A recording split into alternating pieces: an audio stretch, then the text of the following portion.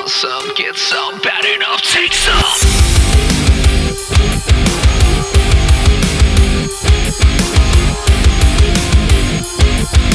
Want some, get some, bad enough, take some.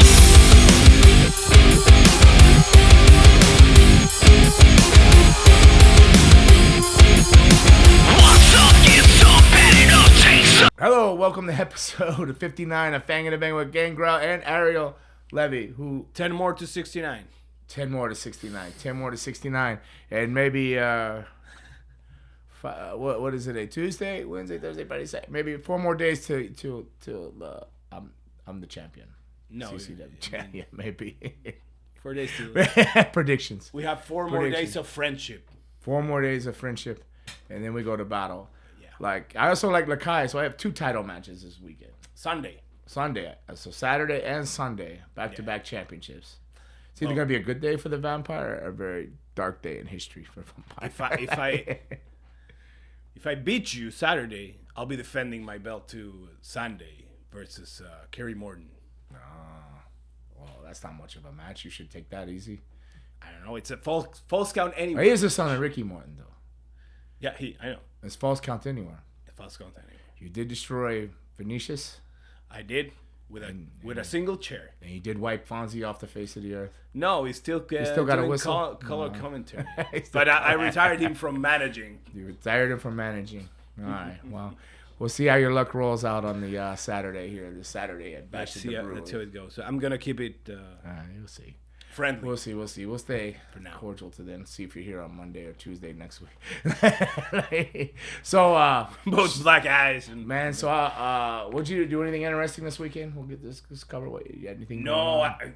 Finally, I had I know you work every weekend, but I finally had a weekend off. So yeah. I enjoyed myself. Went to the beach. Went and hang about it by the pool. Of course, did some The beach and the pool. errands. Yeah. One day Saturday pool, Sunday beach. That's all right. When I was in WWE at the Prime, I would do a beach, a pool, and a tanning bed sometimes. The same day. Sometimes because I believe tan fat was better than white fat. Yeah, so yeah, no. It was always tan, but nobody ever questioned how tan I was. At one point, I think I might have been the tannest guy on the roster, and I was a vampire. You're the only tan vampire. I was a vampire. So if they would have ever asked me, how could you be so tan? I was always ready. I was say I'm a tanpire. I'm a tanpire. It's a hybrid. It should have been Day Shift. That horrible movie Raymond had me watch. Have you ever tried spray tanning? Always like No, I natural. never, no. I don't like my sheets getting all that brown stuff on it. Yeah. Like I had used self tanner once before to balance out something, and it got on the sheets, and I was like, no. So I never spray tanned ever though. Never sprayed. No. It makes more But I sense have for used like the rub on self tanner, like on when I've been in Japan on 3-week tours and stuff like that in the winter, just trying to hold color and just feel healthy. So I would use the Neutrogenic, I think it was called. I tried the this yellow bottle. once, where they spray you all over. You put like when you can wear your tights or whatever. Then they spray you. Yes. And then you have to stay like that for like 8 hours. Then you can get a shower. But then it won't get on your sheets. So it didn't happen to me. Let's go over this experience of being sprayed in the booth.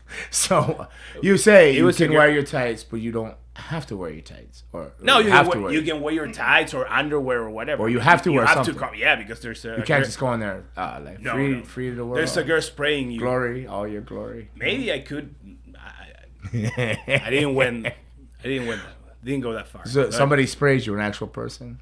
Yeah. So it's a lady. It was a lady. Oh, it's a lady. So And she did it. you could get canceled if you walked in there without your. Yes. Yes. Can you breathe? That? Do you breathe? You have to hold your breath. Yes, you have to hold your breath and go like this. And she tells you like, give me this position. It's very weird. It's like yoga, you do that. Well, so she can get every single angle of. So if you're shy, you could feel it's kind of you're vulnerable. You're opening up areas to be sprayed that that only maybe your intimate lover would see, right? You're like, wow, I don't think I've never been sprayed. I don't think I could do that. I did that once, and it looked good, but I'm too insecure with like my body to go in there and just go in there in a thong or something and say, spray away and lift the leg up here, get over here, pull my sack over to the left here to get in there. When you do independent theater and you share the locker room with actors and actresses and they're all changing, like stressed, they're changing, like you. Wow, I've seen it. You get numb. I've seen it in Europe. I've seen people that are stars on TV today. Yeah, but here people is changing more. When they're like, but you're right. Come in and they change. I don't know if it's like people is more shy or they're more like reserved or whatever. But yeah, people here in locker rooms are way more. Reserved. We chose this weekend, giant locker room, and then I'll go to the bathroom. Yes. So and there was a female locker room and a male locker room. So it wasn't like you had to be respectful to the girls because you had your own locker room and they changed in their own locker room. But I would go to the toilet and there's just somebody just dressing in the toilet stalls where everybody pees and poops and the floor is disgusting. I can see their clothes there. And I'm like, why would they? I mean, I'm shy and insecure. Like, I wouldn't want to go in with a thong on and let some strange woman spray me in intimate areas. But certainly I'm gonna change in a locker room where there's a lot more room. I'm not gonna go in a stall where people go in there to do some disgusting ass stuff. They go in there. Nothing good happens in that bathroom. No, nothing. I've never gone to the bathroom with something good. Even in my drug days, something bad still happened in that bathroom. Nothing good ever happened in there. So I'm not gonna go in there and get naked and drop my clothes on this floor or put my. I don't even like going to the bathroom in airports. I have to. It's a thing. You gotta go. You gotta go somewhere. But when I go in there, I inspect each stall. Like I might even pace up and down, depending upon the thing. All right, eeny, meeny, miny, mo. I go on this one, and then I try to get the papers out. It's a process. So I couldn't imagine just willingly going in there to change before a show. But people do. It's a shy world, and Raymond's running off. See, he said that coffee was 10 minutes away, but technically it was like 3. So he should have just told us to hold up and wait before we started the show to get this coffee. But I guess we're going to ramble on. So now he's out of the room. This is the time we bury him, and he has to go back and edit. We can bury him. He has to go back. I've been waiting for clips from the last episode for days now. For days. I texted him so I can promote this show. Well, and I see when you asked him about it, he just blew it up. So yeah. I guess he's not going to send you those clips. Oh, yeah. But yeah, I don't get when you got a whole locker room change, but you're right. People are more Europe and other places. They're very more free. I mean, you'll go to the beaches there. They're topless or nude. Yes. Some are completely nude. Some are just topless. But it's not a big thing. You come here. Well, I was talking that I went to the beach, right? And I was wearing I wear a Speedo to the beach, and that seems to shock people here.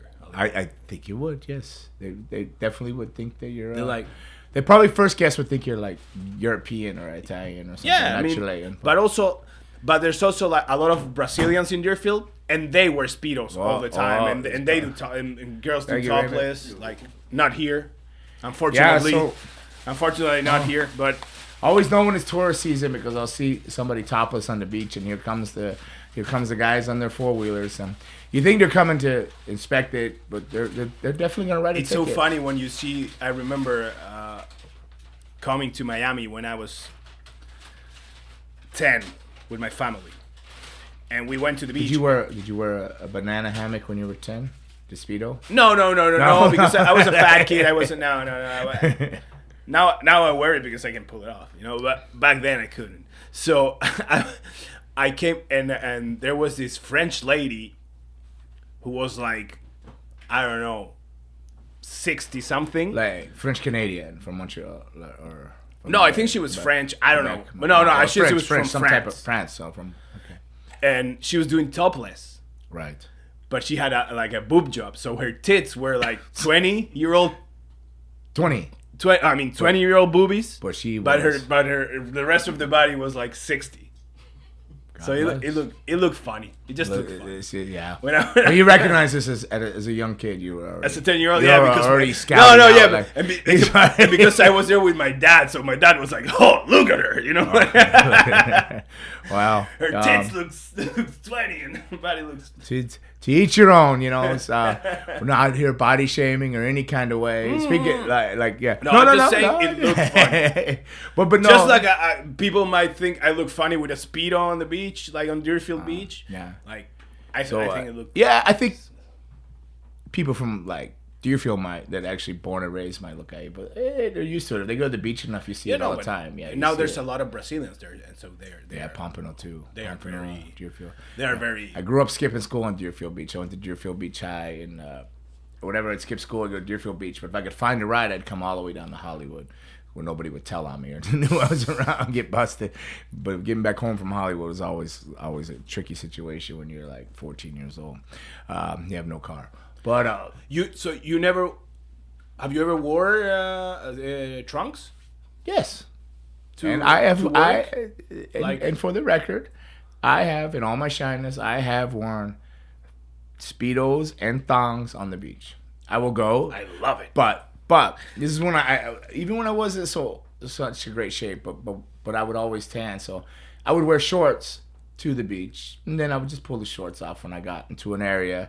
It wasn't necessarily secluded or anything, but more, I'd find a quieter area, and then I would just kind of drop the shorts down and I would get the sun when I could. Now, when I had some abs and stuff, I didn't care. I just dropped them and walked. Yeah, because I was in shape, and I was like, man, I worked really hard to get in shape. That's what I'm saying. I'm a fatty by nature. Like I gained, I'm a heavy by nature. So when I had the body, I didn't care. I had a hard time keeping clothes on. I would just pull it off all the time. So I wouldn't walk down the street in a Speedo or a thong, but at the beach I would. It's a horrible sight if you look at me now. Think about it. Yeah, now that we're talking about being like body shaming and all that stuff. Let's talk about one episode that happened last week in the wrestling world, in between Sammy Guevara and Eddie Kingston. So what exactly happened? I heard, but I just want to refresh my memory. The first article or whatever report that dropped was that Eddie Kingston got suspended, and nobody knew why. But then what happened was that they taped Rampage right after Dynamite, right? Mm-hmm.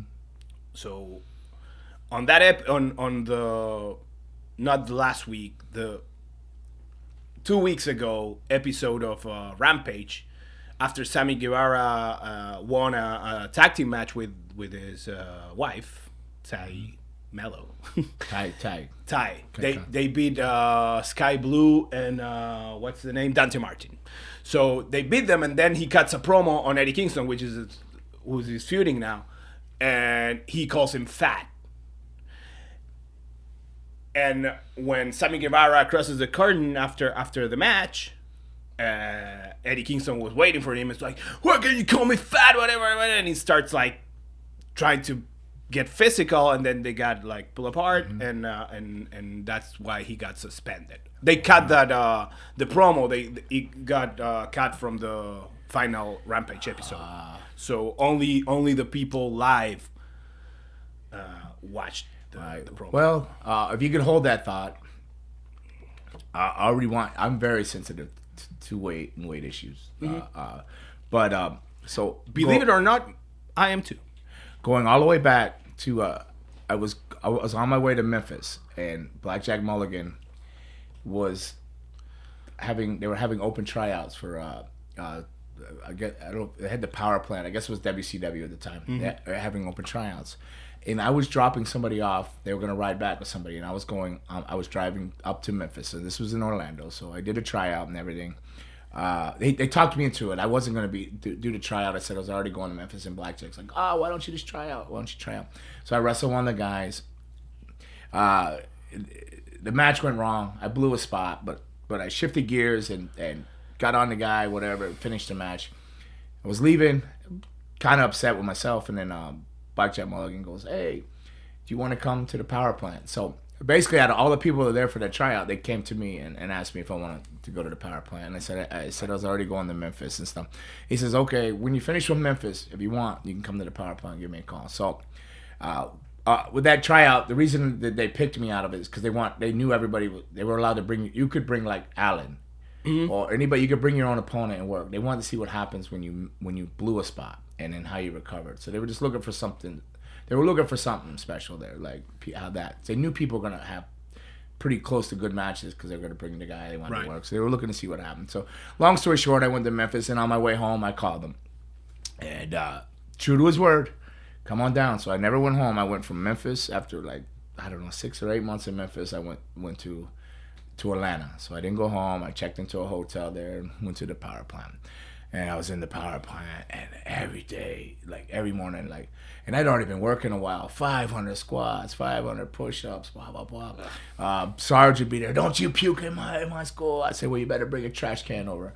And I would squat, wow, and I'd puke in the trash can and keep squatting. I never would stop. And then I was telling Luna, like I was with Luna at the time, she came up there, and I said, man, I'm peeing blood, you're not peeing blood. And then one day she went in the bathroom after me. I said, you see that? It's like, I called it iced tea, and it turns out it was blood. So I was doing so many squats, the stale blood was forcing out of my system. I forced all the blood out of my muscles, the old blood and stuff. So you had to get rid of it. So I got rid of it through when I urinated, it would come out. God. And everything. And then I actually got like a flu or something.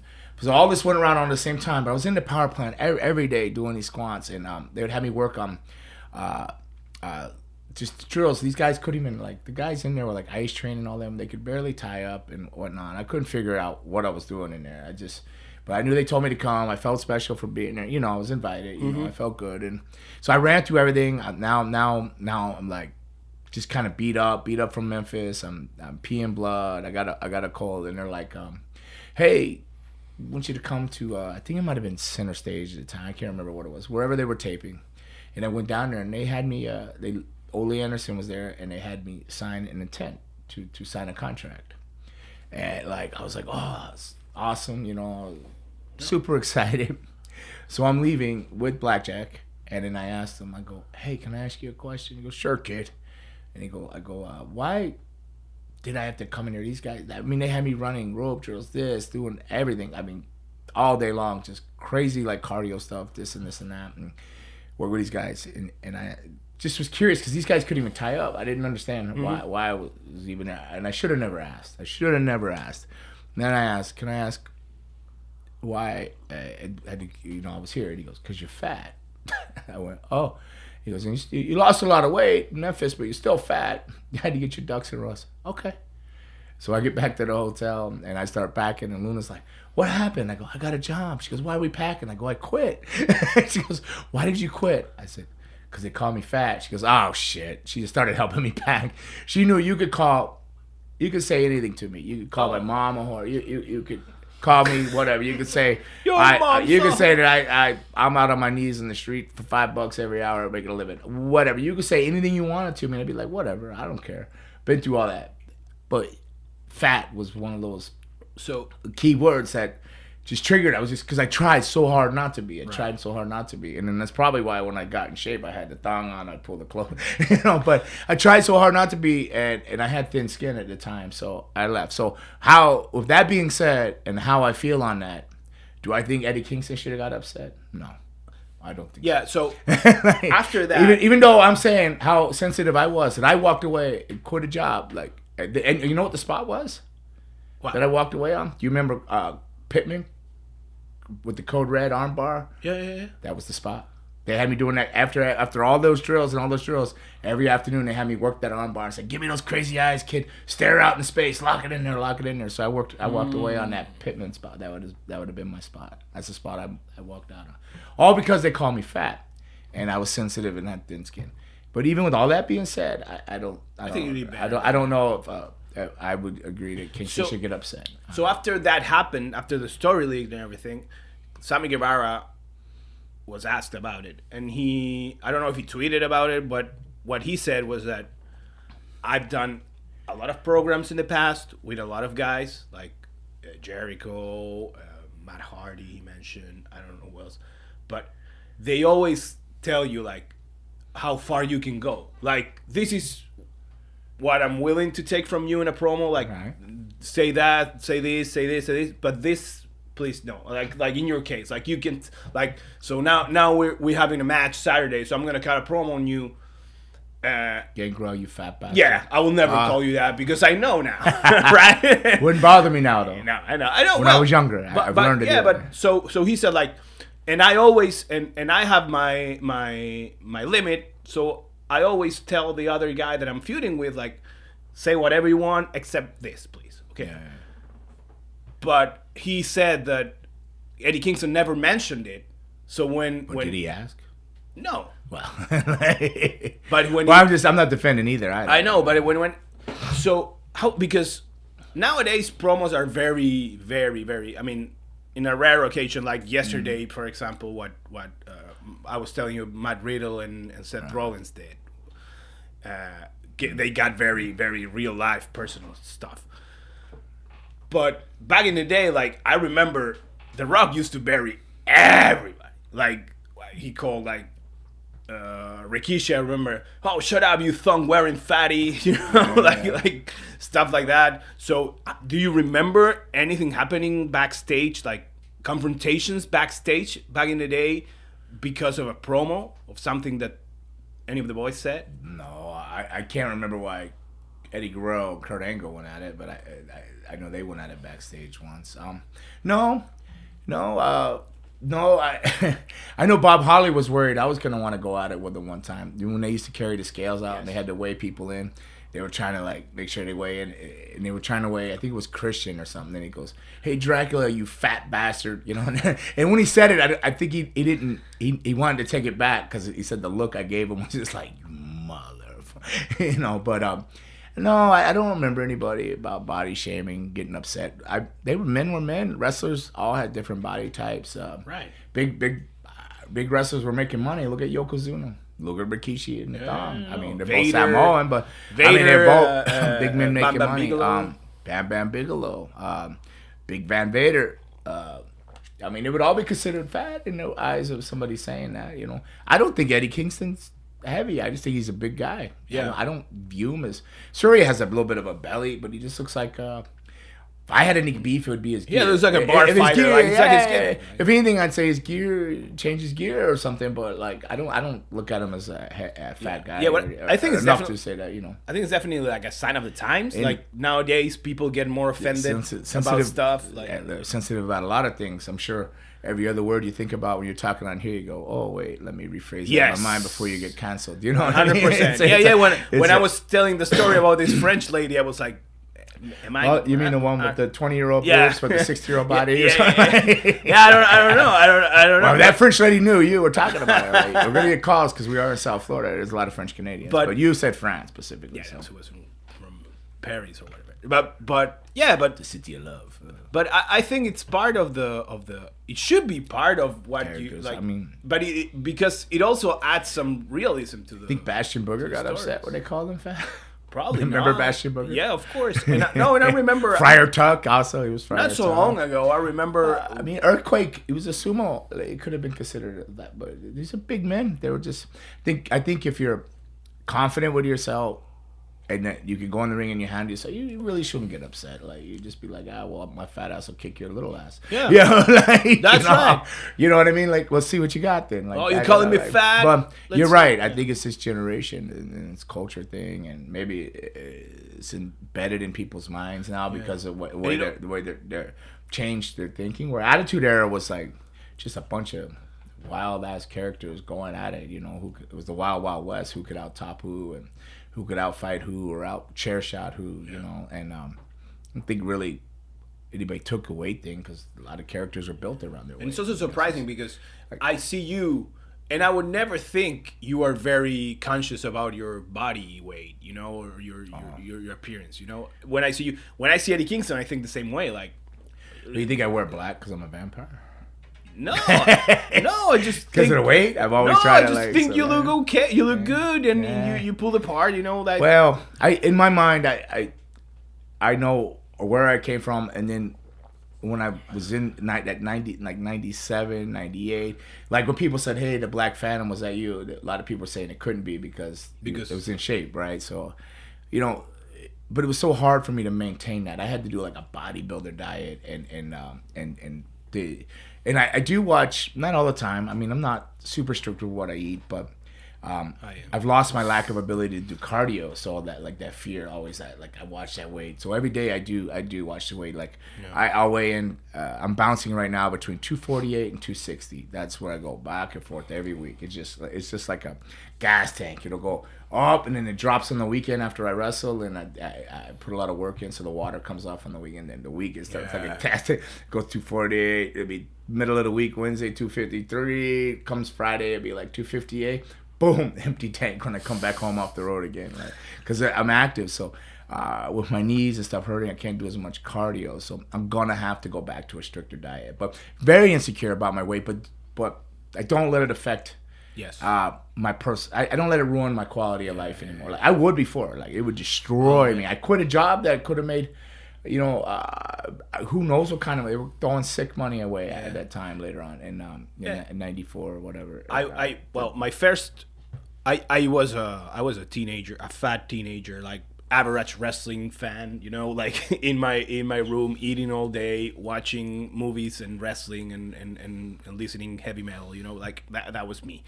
Heavy metal, yeah. Go figure. Thrash. I was more. I thought you were listening to the Strokes. You just told me how great the Strokes. No, were. yeah, but that was when I got a little older. But and then I started acting. And I got cast as this. My first role was in a movie that I played the fat kid with glasses that got bullied and that falls in love with the new girl, and of course he ends up being her best friend. Like the classic.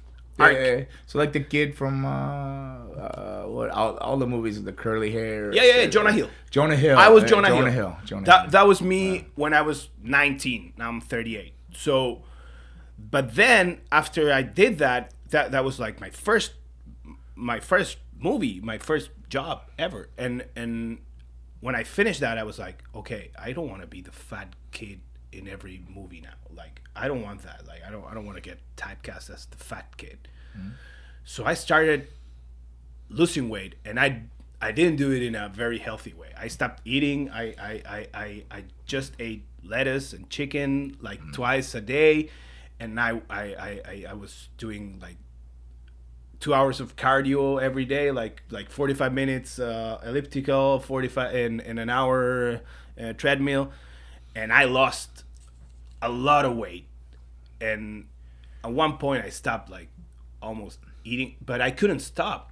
I already looked good. I was already skinny. But in your mind, you still. Yes, in my mind I was still, and it was because this was early 2000s, so it wasn't very common for a male young man to have this kind of eating disorders. Right. It was very common for girls, but it wasn't very common for boys, especially in Chile. It's like, and I felt miserable because I wasn't having fun. I was like, then I got very into like, okay, I'm gonna stop eating all this crap, but I'm gonna keep drinking because I'm a young man and we like to drink. So I started like changing my calories from healthy food or food to calories from alcohol.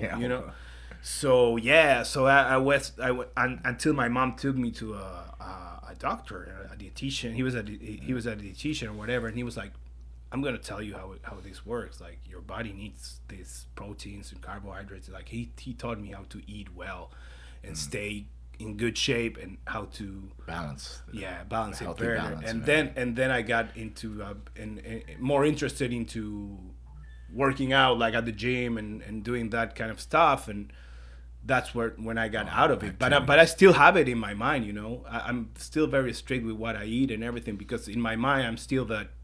Sometimes I'm still that fat young boy. I'm sorry about that. No. It's just, in my mind, I'm always gonna be that. Even when I did have, I knew that I was in shape because I would see pictures and go, I look up, but still in my head I was very insecure that I was heavy, even at 228. Right. So I'm 250. I think I weighed this morning. I'm 252 this morning. So 252, but at 228. So you take all that extra weight, and then I was like younger. It was like, so I didn't look bad at all. But in my mind, I would always see that factor. And I think the reason I'm vocal in training towards the students, which I don't do it in a malicious way or anything, is to help them have a tougher skin. Yes. For the industry and the stuff, because they're all very like, it's okay to be sensitive. We're all sensitive and we're all affected in different ways, and we all have different things in our life. But the pro wrestling industry can be a tough world. And for an example, something that easy upset Eddie Kingston like that, you know, like, I don't want it to affect our students. I want them to rise and above, not get suspended or not make a scene, but take a higher road and have more power within themselves, have that power, not to give other people the power to make them feel bad and stuff like that. So it's very important if you're struggling out there with weight issues and different things, you know, there is places to get help for that too. And you should, sure. You should. Don't try to fight it alone. Don't, you know, you heard Ariel say he went a route where he barely ate and changed the diet, over cardio. And I remember I you felt start so burning miserable muscle when you start doing too much cardio. Yes. There's so much, like you said, to eat proper and have a proper balance and stuff. So please reach out and you know, get some help. That it's just a serious thing, and it's not just like women and young ladies. Yeah, that's the thing. It is men too, and you just don't hear about it as much because they're not going to come out and say it because I gotta be machismo, I'm tough, like I can't have that. But you know, I guess you could consider, you know, we binge. We don't eat, then we binge eat. You know, much like a drug addict will do drugs for three days, not eat, right, and binge then you feel food. Guilty and it's just as hard on your system as the drugs and everything else. So it's very important to have a healthy balance in meals and stuff. Now, I'm curious, and I know this is off track from wrestling and stuff. So when you did get in shape, so when you went from so when you were heavy, and then you got into shape. Yes. What age were you there? What age? I was when I started when getting you got in in shape. Yeah, you said it, but I didn't. You said 20s. You did your first movie. I was in my early 20s. Early 20s, like 23, right. 20. But yeah, and then I started working on TV, soap operas in Chile, and a director once told me I looked fat on TV, and that was that. After you did all the weight loss. Yes, and that sent me back to where I was, like with all the eating disorder, and But then it's funny how we can give people power. We give it to them. We give them that power. Oh yeah, of course. We give it to them. Right. Of course, because the thing is that you have to love yourself and be comfortable with yourself. It's not about how others perceive you. That's the struggle. That's a daily struggle for a lot of us. The reason I asked, because I got so I struggled with the weight, and I didn't get in shape until around like 26, 27. Yeah, that's when I started changing it, right? And it got in really good shape. And then I remember I'd go to the beach and stuff, and girls that would never ever talk to me before. Yeah. I mean, would just walk by me and then want nothing to do with me. Would come up and try to make conversation, this and this and that. And I wouldn't be mean, but I'd just be like, ugh. And go on. And the guys with me would be like, bro, how could you do that, man? That woman is hot. I go, she wasn't here 5 years ago or 10 years ago when I was fat, you know? That's how and I thought maybe I was being unfair to them because they didn't know me, but in my mind, I was thinking, was I just a jerk? Because they didn't know me when I was fat, so it wasn't their fault. But they wouldn't have talked to me. And when you work, and the other thing that it's not only girls or boys if you're a girl. What's the industry too? But it's also you also start, like when I got in shape, I started making more money on TV. Yeah. More money because I got invited to like beach parties and stuff like that where they pay me to attend, and stuff. Wow. And it's like in my mind it's like, oh cool, more money, but it's also like, wait a minute, like. It's only because the way I look, all this stuff, like so. Well, this weekend, I figured my exit plan out of wrestling. What is it? I'm gonna go back to acting. I'm gonna take the advice that my agent once gave me, because I had a limp already back then when I was acting. She goes, "Let your hair go gray. You already got a limp. You will book every biker role there is," because I ride a motorcycle. I have a license. Yeah, you have tattoos. Motorcycle license, tattoos. My hair is naturally gray. Yes, you heard it here. It's all gray except for one spot. It's got a little darkness, and I got the limp, and a little bit of that biker, like that rough build. So if I just throw my comfortable clothes, if you see me in jeans and a vest, I got some history there. They're like, you would book every day. So I'll just go, like, there's no more Sons of Anarchy, but I'm sure they'll come off with something. I always need a grizzled up old great biker. Oh, sure. Sam Elliott did well at it. Boy, he was a great actor, though. Yeah, that's good. No, but you're like Think it'll work? Think that'll work? Yeah. My exit out plan. I think you. Just I think go you'll for do, biker roles. I Gray think hair, you'll do grizzled great biker roles. as an actor. Yeah. You'll do great. You should. But Not I in know shape, you don't like it. You don't like but you waiting. still got to be in shape. You don't like waiting that much. You don't like memorizing lines. You know. Yeah. Well, my problem was with acting. It was in L.A. They would call for an audition, and I lived in Burbank, but the audition would be over like in the Valley. Or Venice Beach or Okay. I don't know why, with the pier, Santa Monica. Like I'll have to go to Santa Monica, and I'll be like, I got to go through the valley on the other side of the hill, and I'd be like, well, I fly out, and I would say to him, I fly out Friday anyway. So when is this gonna film if you book it? And the agent would go, but you book 70%, 80% of your stuff. You just don't go to auditions. You always pull off your auditions. Right. She goes, you book every time, you know. But business have changed. Now you only do self tapes. Now I can do it on the video. Yeah. Now you only do. Well, now I'm in Florida, so Florida, you can help us to do self tapes. We just drop the green screen and Right. do the thing. But Florida, I don't know, the acting, the industry is as strong like as LA was. Oh, of no. course. But Atlanta is coming on now. A lot of actors from California during COVID moved here. And then they travel back. Yeah. I was with the when I was doing the convention 2 weeks ago, the Phantasm in Orlando. The actors were like, I live here, and I sent my auditions to Atlanta or California, and if they get a call back or picked up, that's not that far. Then they travel. You know. Yeah, right. Orlando's a short 4 or 5 hours, right? During Atlanta. So, yeah, and then I guess if you book a decent enough role, you don't mind. They'll house you, or you can house yourself if it's a good enough role. You'll just go if it's a 2-day shoot. Of course, 3-day. 100%. Or if you book a movie, it's well worth it. Like, So I think we should get an agent. Maybe. Maybe I'm thinking about it. I just let it go gray, get a whole new look. I was talking about revamping the vampire and just going with the gray hair and a more 18th, some kind of century look. Just coming back, embrace the age instead of fighting it, you know. Because I picked a character that didn't make a lot of sense. I picked a character that wouldn't get fat, but was in shape. So a vampire, once he dies, he's that shape for life. So if he dies fat, he's fat. If he dies in shape, he dies in shape, right? So I was in shape as I became the vampire thing, and then I had a full head of hair. He doesn't just all of a sudden lose his hair, and it doesn't just go gray, So I picked a character that really hard to work with. Like as I age, I can't fight the aging process as a vampire. So I thought about embracing it, but I didn't know if it would be too much of a change. The people would be like, no, I want the blonde hair guy that spits the blood and does the impaler. It'd still get the blood spitting impaler, but I don't know if I let it go gray and I change the look too much. But I've changed it enough over the years. I think. Yeah, you have. I think you don't worry the path. I think if you just come out, they hear that music, you connect. They'll say, oh yeah, that old bastard. Look at him. He did age.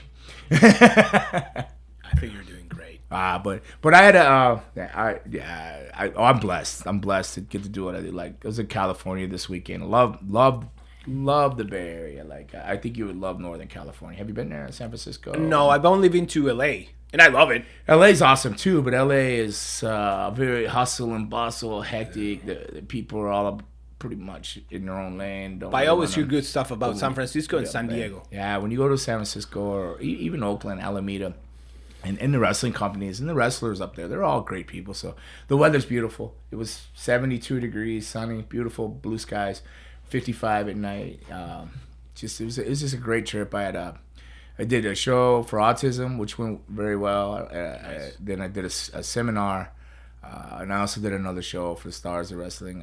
It was good solid weekend. Anna worked too, so it was a good family trip, good fun trip. So that's cool. Mine was good, so that's what I did. I never got to what I was doing this weekend. I want to say, Yeah, we went down a rabbit hole of French lady with 20-year-old boobies, this thongs, spray tanning, beach, getting issued citations for wearing a Speedo over the weekend. Yeah, eating disorders. The eating disorder, which is a very, very serious thing. If you're dealing with that, please reach out. Please get some help. Male, female. Transgender, whatever. It's a serious thing. So, please don't do that battle alone on yourself. So, what's shaking? We also covered. Let's see. We got CCW this weekend. At the Bash at the Brew. Bash at the Brew. Unbranded Brewing Company in Hialeah. Unbranded Brewing Company in Hialeah. What time's that start? 8 p.m. 8 p.m. show. So if you haven't been to one of these shows. The best way I could describe it is if you're an older wrestling fan and you've been around and you've watched some of the old ECW, it's kind of like, it's got a very ECW vibe. Got that kind of funk and a vibe to it. It's a very fun show. They'll probably kill me, CCW, for saying this, but I probably wouldn't bring my kids that were under like 15, especially my daughters. But I would gather up all my friends and my buddies, and it would be my pre-gaming before I went out on a Saturday night. I would definitely do that and have a great time, because you're guaranteed to have a very good time, and there's a lot of great. It's unbranded brewing, so there's a lot of. You got the triple choke slam beer at the ale. What is it? A pale ale or it's a? Yeah, it's a IPA, I think. Whatever it is I had 2 one time, and I was. And like almost beat up that poor kid. My back was out. Will, I think it was poor Will. He came to challenge me to go outside. I'd already had 2 of those triple choke slams, and I was able to get up and chase him around the ring. Really? Yeah. Oh, Will Austin. Yes. Poor Will. Oh, yeah, he didn't realize he was poking an injured bear. Like, you want to go outside and talk? No, we'll do it here right now. Triple choke slam. Yeah, I always go. Yeah, I like that, but I always go for the Hialeah Light, which is like the lager. I did drink a half of one of them and gave it away. Somebody bought me one. I drank half because I don't drink that much anymore. Because I'm always driving now. So if I wasn't driving, I was driving with Twilight, but Jay Vidal, but his driving scares the shit out of me. He drives so slow and so safe that it actually terrifies me. He's one of those guys that people whip around like, hey, he goes in an accident. He goes, mijo, but I'm just driving safe. I go, no, I think you're stoned. Like, you think you're safe, but you're scaring the whole world. But He's still got championship gold around his waist too. Oh, he's a cruiserweight champion. Cruiserweight champion. But we're taking it back to Chile with Alan. Oh, Alan. Oh, here we got to take it back. And then we covered Boca Raton Championship Wrestling. Yes, that's Sunday. Sunday. Now it's not at the Black Box. It's at some other. It's at the YMCA. YMCA. Yeah. So it starts at 5 p.m. It's a 5 p.m. show, Boca Raton Championship Wrestling. So it should be a fun show. I'm taking on former student Lakai. So he's the champ there. Like I said, it's a championship run for me this weekend. I'll either leave with 2 belts or I'm gonna leave with my ego busted twice. I don't know which one's gonna happen, but BRCW. Let me check. Where's the show happening? It's at the Peter Bloom Family YMCA. Peter Bloom Family YMCA. 6631 Palmetto Circle, South Boca Raton, Florida. Oh, Palmetto Circle. Not too far from Redcon over there. So there you go. It's like 12 minutes from my house. So. Yeah, and 12 minutes from his house, which is 12 minutes from Deerfield Beach the other way. So 24 minutes from Deerfield Beach. He'll be but he won't be wearing a Speedo. Please don't wear a Speedo Saturday night at the brewery. All right, so what else is going on? I know Raymond sent some notes, but I think we kind of threw those notes out, went a different direction, but... What has he got? This facts or fiction thing? You still doing that? Yes, facts or fiction. Yeah, it's probably about time for the facts or fiction. Try to pick it up, Pete. Let's not talk about anorexia or eating disorder no more. I'm sorry. As I'm looking at, like, I don't know if that's donuts over there or what he's got over there. Looks like a turkey sausage wrap makes it okay to eat, I guess. But my coffee's probably more fattening. I gotta go get the coffee like you. You get the Splenda and the yeah. No, I just get skim. 7 and 7. It's not even coffee. This is just obesity. This is probably the reason that I keep going back up to 258 during the week. This coffee alone. Oh, okay. Facts or fiction? Facts or fiction. Who picked these facts or fictions? You or him? Him. Oh, Raymond over there. He doesn't say much anymore now that you're here. He just sits in the quiet, in the dark. Yeah. Think he's angry? Maybe. He might be. He doesn't like might be. Wait till he hears this when he goes to edit it, where he talk crap about him when he's out of the room. You better listen to the whole podcast before you put it out there, Raymond. Okay, so facts or fiction? Facts or fiction? Fiction. I don't know. So, first one. You were supposed... You think that he picked this because it's hard for your accent to say facts or fiction? Facts or fiction? Facts or fiction, yeah. Facts or fiction. Yeah, I think he's trying to set you up. Maybe. That's what... It's a good practice. Power, like, yeah. Facts or fiction. Right. Facts or fiction. So, you were supposed to be part of the Raven's Nest in ECW. Fact or fiction? No, I don't think so. Raven did supposedly bring me in to feud Tommy Dreamer, so I was aligned with him in a sense. in ECW. You're talking about the original ECW, right? Yeah. Yeah. Okay. Yeah. The Raven's Nest. So I would say no. I don't think ECW really had any plans for me. They were just actually. I think they were trying to bury me, and it just kind of backfired, and I got over with the Philly fans and stuff like that. So no, honestly, yeah, I totally think that they just brought me in there to kind of embarrass me or bury me. Me and Luna were going back and forth. We had some odds. When I was with IWA in Japan, I had a couple confrontations with the Eliminators, Perry Saturn and Coronas, and it didn't work out their way either. Nothing kind of worked out their way. So it was a lot of friction, and I wouldn't back down and stuff like that at some international tours. And then being with Luna, we were in and out fighting and stuff like that, and she was there. And so who knows what she was saying. So like when I got there, I got the vibe that it was a funky vibe and that it wasn't pro for me. They had me work Hack Myers, and I was only going to work Hack Myers. And then when I came back from that match, and then I went over on Hack, and Hack's a great guy, rest in peace. I love Hack. They said, oh, we're going to have you do something with Dreamer. So I think they thought that I'd go back out there right away and shit the bed or something. But it turned out to be a pretty good brawl and stuff like that. So, yeah, so I don't think I was the big fan favorite in ECW locker room, but with a lot of the guys I was, but just with Paulie itself and stuff. Paulie didn't like you? I don't think so. He'll never say that, but I think history shows it. Okay, so fiction. You were never fiction. I don't know fiction. Yeah, I was never told that yet. Never pitched to be okay. That's a long answer for fiction. I should have said fiction. No. That's the whole point for you to elaborate. So, Factor Fiction. TNA Impact was interested in you after your WWE departure. Was it called TNA Impact then? Or was it? It's called TNA, just TNA. It's called Total Nonstop, actually. Yeah. Yes, I did some TNA stuff. The reason I didn't follow through on TNA stuff is at that time, I think they were just starting up, and they had asked me to fly myself in.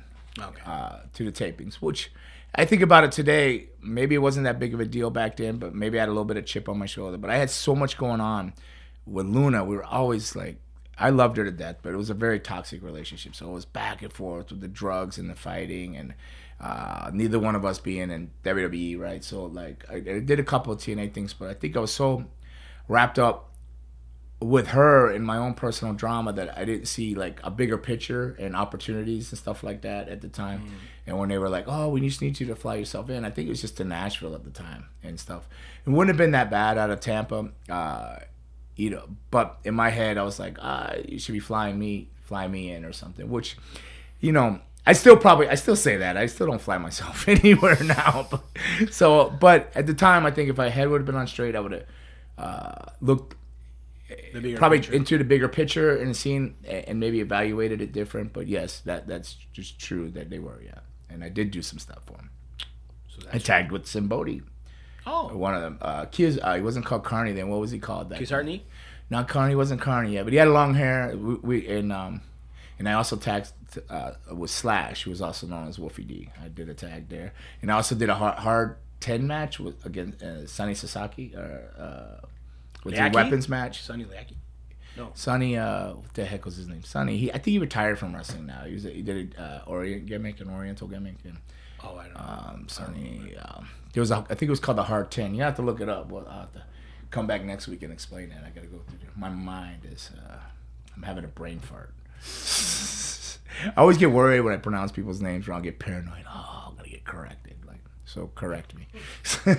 Please. Yeah, but no, I did a few matches. I probably did 5, 6, 7 appearances TNA. Nice. So, fact. I know this one, but you worked for WCW before the WWF/E. Fact. Yeah, but not on a contract level. As I spoke earlier, I passed on one. And then I came back and they punished me through the years. Like they would never give me the job. Like I got in shape and I would go back and do the Universal tapings and stuff. Yeah. And we would do the Universal tapings and go. And then I was friends with the Hammer Valentine, Greg. And Greg would go, I'm going to go in there and talk to them. You look like, I was got in really good shape. His mom thought I looked like his dad, Johnny Valentine. When I didn't have tattoos, I was young. And she goes, it was a funny story. It was at Greg Valentine's house on Christmas Eve, and his mom came in, and they were chilling, and she looked at me, and she just looked me up and down and said, "What territory did your mom live in?" And I was like, "What?" If you know the Hammer, he's over there going, and he's laughing because she just called my mom a rat. Right. Because she goes, "You're a spitting image of Johnny Valentine when he was younger. Like, you had the hair slicked back, the blonde hair, I was super tan, lean. This is when I was losing all the weight and stuff." And so he remembered that. And then when we went back to do tapings again, he says, "I'm going to try to go in there and talk to them about making you a Valentine, a cousin or a nephew or something of some nature." So he went in there, and he wasn't in there very long. And he comes out and he goes, "You got a lot of heat, kid. You got to do a job to me in like 3 minutes." So he went in there to push for a thing, and they said, "Matter of fact, you're gonna beat him on TV." So I had a lot of heat for walking out. Like, I had it all the way through, but they would use me to work and put guys over and stuff like that. So I would just take the money and just keep working. I was going back and forth between there and WWF at the time, and I still was doing Japan stuff. So then ultimately WWF hired me when I was on an All Japan tour. I got back to All Japan, and they hired me on that tour to go, and I went to WWF. Yeah. So fact. You worked for WCW. Fact. Great. All right. We're done. We don't have any more. No, we don't have Pandora's box. Or you got any questions? Oh yeah. No. All right. So it's in the box. Yep. So he's got to lift that box up physically. What's in the box? It's a coffee lid. What's in the box? Dig in the box. Okay. And he's still editing these all for Troptions televisions too, and all that stuff. Up to 8. Up to 8. So you're still doing all the older episodes, or are you starting to put these ones now? I did it in order. Still do it in order? All right. Well, Okay. Welcome to the Pandora's box. Welcome to the Pandora's box. Is that a new thing? You smack the box, like smacking hands? Yeah. like, boo. It's like the magic. What's the booty in the booty? Ooh. What's in the box? What's in the box? Be careful. Probably a question about you in there one day. Oh God. This is 2 questions. Did you ever have heat with anyone in the WWE? And what were your interactions with Vince like? With Vince. So 2 questions. But well, gosh, how could I address this? I think Mark Merrill's a good dude. Okay. Mark Merrill. He's on a path. He's doing great things. He's doing motivational speaker now. He's a motivational speaker. He's doing good things. But there was a time that Luna was wrestling Sable. Mm-hmm. And I've mentioned it on the show before, talking about when I get sick, I'm very cranky. And I'm more likely to fight when I'm not feeling good. Like if I have the flu or something, I will I can't overlook stuff. Like it just comes out. I'm possessed. There was one day in Memphis in the Pyramid. I was sitting in catering. I was sitting with Stephanie. I had a pretty good relationship with Stephanie. I'd hang out a lot. We were just having lunch. And we're sitting there, and Mark Merrill and Sable come in, and they sit next to Stephanie, and I look at Stephanie and I'm like, oh, because like there's no tension like with Luna and Sable and all this stuff going on, and all kinds of levels. So I'm just sitting there and I kind of look at Stephanie and I'm looking on. I'm like, what's going on here? Like, it's just really weird that they would just come sit right next to her. Like, I'm across from her and they're sitting right next to her. And then the catering door, like, wow, flies open and here comes Luna. Yo, son of a bitch. She's marching across catering.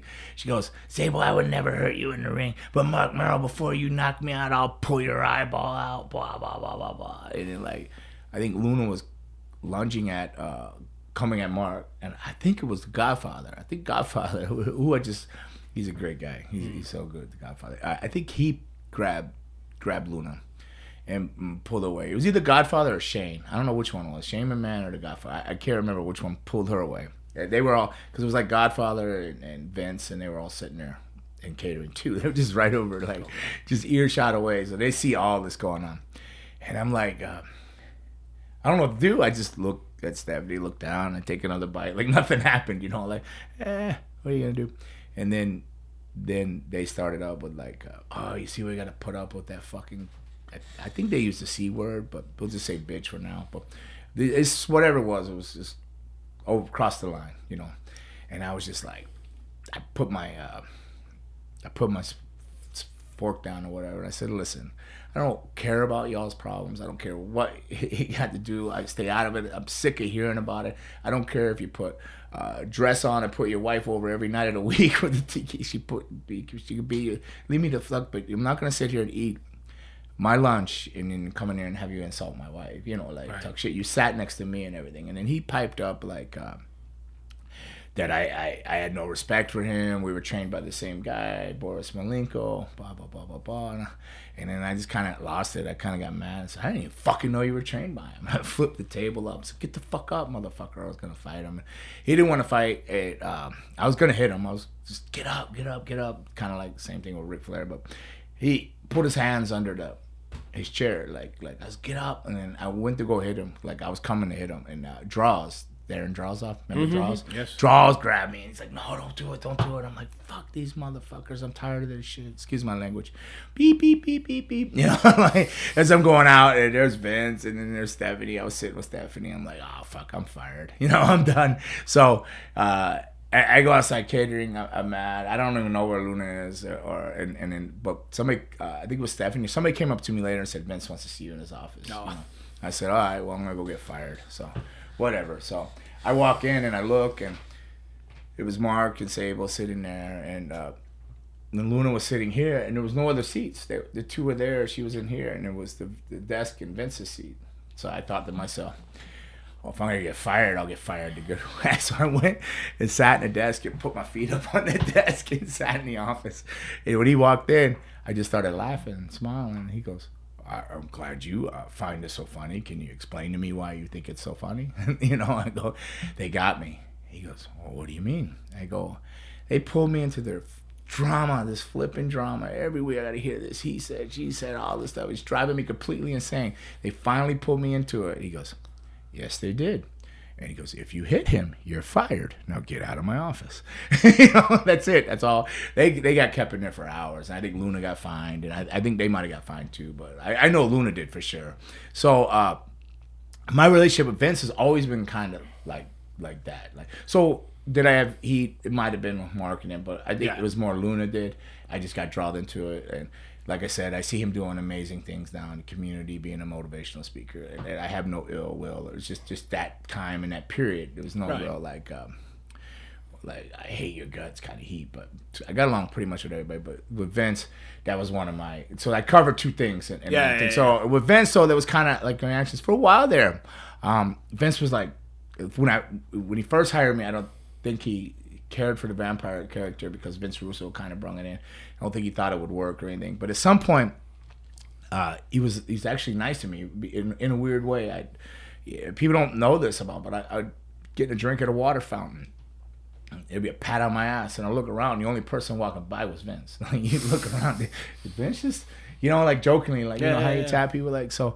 One time I was sitting in a toll plaza in Florida, and like trying to like pay the toll. You pay it cash. It wasn't. They didn't have the reach. You had to pay cash and everything. And somebody rear hit my car from behind. I look up in the mirror, and it was Vince going, you know, like get on through there, you know, like so. It was weird, you know, but I didn't sit down and break bread with him either, though, and I didn't go have drinks and talk Jesus Christ with the business with him either, like which I probably should have because I felt like he was openly like that towards me, showing that he was open, but I was still, again, and I say this all the time, that I was so caught up in my own drama of my relationship and just trying to survive that.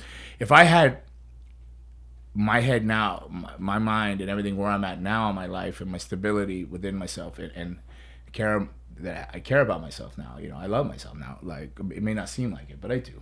And I think if I could go back in a time warp, I'd be unstoppable then. Like the opportunities that were there. And take the chance to. And I just pissed everything away, being caught up in my own drama, my own BS. But no, he was good to me. I mean, he was gonna fire me that one time when I went out with Brian Christopher. It was my second match. So the first match was with Scotty Too Hotty. Great guy. Took care of me. Did what he was supposed to do. Understood it. Brian, rest in peace, which I got along with Brian, and he's a good guy. Like Jerry Lawler's son, Brian Christopher, we're talking about Grandmaster Sexy. He goes, oh, we got to have a good match. the match was for me to go out there and get over. Like, it was my second match. But he talked to me, let's have a 50-50 match and go do all this. And me, like, I wanted to, like, have a good match. So I was naive about getting over in your time when it's time to get over. So I went out. That's great. And he taught we did this whole match. If you watch the match on TV now, they cut the whole match out. They go, like, right to the finish. But that match was over. And Luna had always taught me to always be nice to everybody, and then I became friends with everybody. The pyro crew, the stagehands, everybody's always friends with all, and they're great guys. And I saved my ass because when I was coming back through, they were like, "Hey, Vince was screaming up there, you're fired, you're done. He's out of here." He was screaming at Vince Russo. He doesn't know how to get over this guy's out here just bumping all over, you know. So he's done. He basically said I was done. So the pyro guys and the elevator dudes told me, "Hey, like, Vince is pissed. You're fired. You got to do something now." So I had caught him. He tried to power walk by me, and then, you know, I just stopped him. "Hey, I heard you were upset." He goes, "Yes, and like, I go, well, I get it. I didn't go out there and do my thing, and you know, I did a 50-50 match, whatever. I said I've been doing jobs here since like 1987. Like, I realized the mistake here. I didn't know how to go over. I didn't, you know, my mistake. And he goes, "It won't happen again, will it?" And I go, "No, sir." He goes, "Good, we're good then." And he walked off, and that was it. Oh, nice. That's the only thing. Yeah. So I think it was an okay relationship. I think I just had my head so far up my own rear end with my own drama and relationships and that. And then, like, I was the kind of guy too that would say, like, "Oh, we need you to put somebody over in 2 minutes." I said, "I can do it in 1. I don't think that, like, rubbed them very well. They looked like I was eager, but it was just me, like, in my way, I was like trying to say I'm okay with, like, losing or something, but probably wasn't the right way to say it. I should have just went and did it. So I was probably my own worst enemy. So I wish that I wish I had the maturity now and the level head I have now and the drive that I have, but I don't have the body to follow the drive I have in my own head. I want to do so much things in my own head, but I can't get my body to get out there and do all these things and great ideas I have that I had all these opportunities back then in 98, 99, 2000, and even in 2005. But I'm very blessed, and it was a good relationship. So I think it was good. I have nothing ill will to say about it. I mean, everybody has their dark alleys and dark paths and stuff that's going on now in the wrestling world, and I'm sure if we all opened up our closets, we'd be trying to close it quick if people took a peek in there. We'd be like, like, get out of there. But no, everything's good, man. That's it. So where we at, Raymond? One more question. One more question. I think you're fibbing now. One more Pandora's box. Raymond's trying to squeeze out time for some reason here. What's in the box? I got a headache now. Oh, I've been at that Dr. Silva's Ultra Wellness Day. Man, I was over there yesterday. They spun, you know Dr. Silva, right? Yeah. He's right by your house, the Ultra Wellness. You got to get over there. So I have a pinched nerve in my arm. My arm keeps going numb. So they spin your blood, the plasma, and they enrich it. Right. But they've been shooting it back in my trap. So now my trap's full. It looks like I got a trap over here. Like, they shoot it in here, and in my back and in my knee. So I'm like a little sore from all the PRP. It makes you sore, but in like 3 days, you know, they shoot it in you and it like starts healing. It starts fighting everything. So it's like a surgery. It's really like a surgery. They inject it in you, and it's just your own blood and everything trying to heal you. It's fighting your white blood cells and all that stuff. So it's crazy. So you see me moving a lot, it's because I'm really sore from them. But I had to plug Dr. Silva there. So. Okay. So, Pandora's box question: if you had the opportunity to rewrite the end of the Brood, how would you have how would you have ended it? How would I, if I had the opportunity to rewrite the Brood, how would I ended it? Would have ended it. I don't know. Not the way it ended, where I turned on Edge or anything. I probably, unfortunately, would have involved Raymond's guy, the Undertaker, and did it in some mysterious way that he ended it or disappeared us in some kind of way where you could always maybe come back, you know what I mean? Like leave some mystery to it, because the Brood started as a mystery. It was never explained. They would say we were brothers from a different village. What was our past? You know, who knows what the story was? They never gave a story. So I think it should have ended with mystique like that too. Not me being jealous of Edge's success or stuff like that. I think that was just an easy out to write, but they had to break the Brood up. I get that, or there would have been no growth for Edge or Christian. Mostly Edge they were concerned about, but they both grew and did great.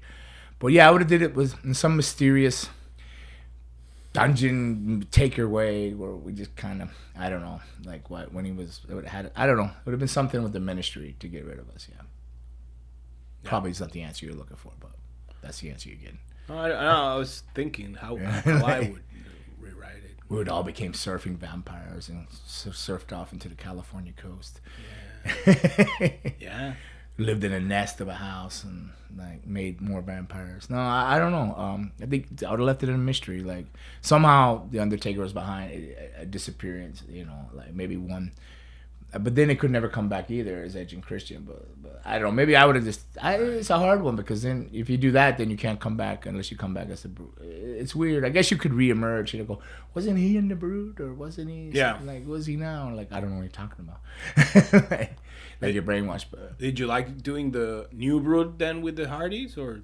I did. It didn't last very long. The new Brood. No. But it was cool. The Hardy. What I enjoyed most was the Brood versus the Hardys. Right. Those were like the Brood only lasted 8 months, so I guess that was pretty much that run. But it was a fun run, and there was a really good matches. I loved working with Matt Hardy. He's a little bit of a stiffy, but yeah, so am I though. But so we'd have some good matches. I love banging it out with him. Jeff was just more like, yeah, bro, cool. But Matt was like, well, I gotta do that. I'm gonna do that. I'm like, yeah, okay. So yeah, I enjoyed that though. I did enjoy that. The new Brood was fun. It just didn't last very long. It was all transitionals. Yeah, and then they trying to figure out. They went with Terry. Right? With the Terry Invitational. Yes. Tournament. The tournament. The Terry Invitational tournament. Oh, I didn't even catch on to that. Oh, really? No, see, I was caught up in my own world. See. Yeah. Leave it to the guy that's spotting the French ladies on the beach with a 20-year-old. Yes. Well, thank you, Ariel. I appreciate it. Pleasure having you here always and carrying my ass. Our last show before a match, before a confrontation. Do you think you still were going to be here next week? We're going to be able to coexist next week after this? I hope so. Probably I'll be beat up. Beat up? Yeah. Oh, I thought you said you're going to be up. I was like, no. That too, but I know that too. But I know it's not going to be an easy time. And then I got word from the CCW head office. Okay. So I went to the office. I said, listen, if this is a world title shot, I want more money. They go, no. Ariel says it's a world title because he's a Chilean superstar, so it's a world title now. And I go, oh, so it's a heavyweight title. They said, yes, you can't get any more money. It's a heavyweight title. It's not a world title shot. Ariel just says it's the world title shot. I put the world. That's what. In the world heavyweight championship. This is the news I got from the office, too. This is what I heard, yeah. So, because I was trying to go get more money. When I said, wait a minute, this guy's saying it's a world title shot. I said, I got to get some more money. Champion of the world. But that was episode 59 of Bangin' to Bang with Gangrel and Ariel. So, everybody want some? Get some. Bad enough? Take some. There you go. All right. I'm going to learn it next time. Yeah, want some? Get some. Bad enough? Take some. All that. All right. Peace out. Want some, get some, bad enough, take some.